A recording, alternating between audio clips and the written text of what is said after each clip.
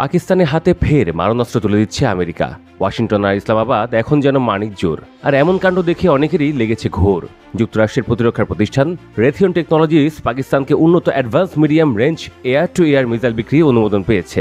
যুক্তরাষ্ট্রের department of ওয়ারের এক নতুন ঘোষণায় পাকিস্তানের নাম এবার অন্তর্ভুক্ত হয়েছে ক্রেতা দেশগুলোর তালিকায়।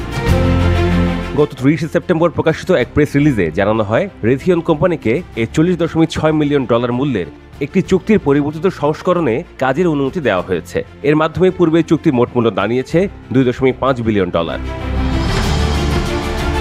নতুন চুক্তির আওতায় পাকিস্তান সহ যুক্তরাজ্য, Poland, Germany, Finland, Australia, Romania, Qatar, Oman, দক্ষিণ Korea, Greece, Switzerland, Portugal, Singapore, Japan, Saudi Arab, Italy, Spain, Kuwait সহ মোট 30টির বেশি দেশের কাছে এই মিসাইল বিক্রি করা হবে। রেথিয়নের কাজ সম্পন্ন হবে অ্যারিজোনার টুকসন শহর কেন্দ্রিক। আর এই প্রকল্প শেষ হবে 2030 সালের মে মাসে। এই মিসাইলে উন্নত C8 ও D3 ভ্যারিয়েন্ট মূলত ব্যবহৃত হয় F-16 ফ্যালকন যুদ্ধবিমানে। পাকিস্তান বিমান বাহিনীর হাতে থাকা F-16 বহরে এই মিসাইলগুলো স্থাপন করা হবে।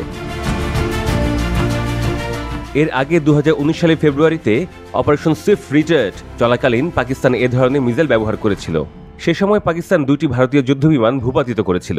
পাকিস্তান 2007 সালেই প্রথম এই মিসাইলে বড় অর্ডার দেয়। তখন দেশটি 700টি medium range air to air missile কিনেছিল।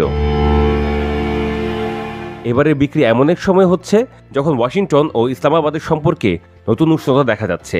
একসময় চাপা উত্তেজনা ও অবিশ্বাসের পর দুই দেশ এখন কূটনৈতিক ও প্রতিরক্ষা সহযোগিতার নতুন অধ্যায়ে প্রবেশ করছে। বিশ্লেষকরা বলছেন, যুক্তরাষ্ট্র পাকিস্তানের ভূ রাজনৈতিক গুরুত্বকে আবারও স্বীকার করছে। বিশেষ করে আফগানিস্তান, মধ্য এশিয়া ও চীনের প্রভাব মোকাবিলায় পাকিস্তানকে কৌশলগত অংশীদার হিসেবে বিবেচনা করা হচ্ছে। অর্থনৈতিক দিক থেকেও দুই দেশের সম্পর্ক ইতিবাচক ইঙ্গিত দেয়। সম্প্রতি পাকিস্তান মার্কিন বিনিয়োগকারীদের জন্য খনিজ ও জ্বালানি খাতে সুযোগ উন্মুক্ত করেছে।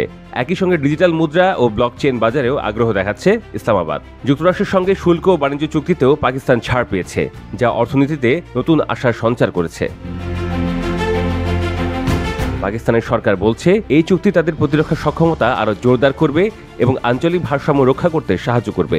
অন্যদিকে ভারতের পক্ষ থেকে এখনও কোনো আনুষ্ঠানিক প্রতিক্রিয়া আসেনি। তবে বিশ্লেষকরা মনে করছেন, দিল্লি বিষয়টি ঘনিষ্ঠভাবে পর্যবেক্ষণ করছে।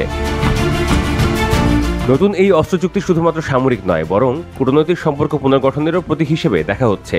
দীর্ঘ এক দশকের শীতল সম্পর্কের পর যুক্তরাষ্ট্র পাকিস্তান অংশীদারিত্ব যেন আবারও ফিরে পাচ্ছে পুরনো গতি।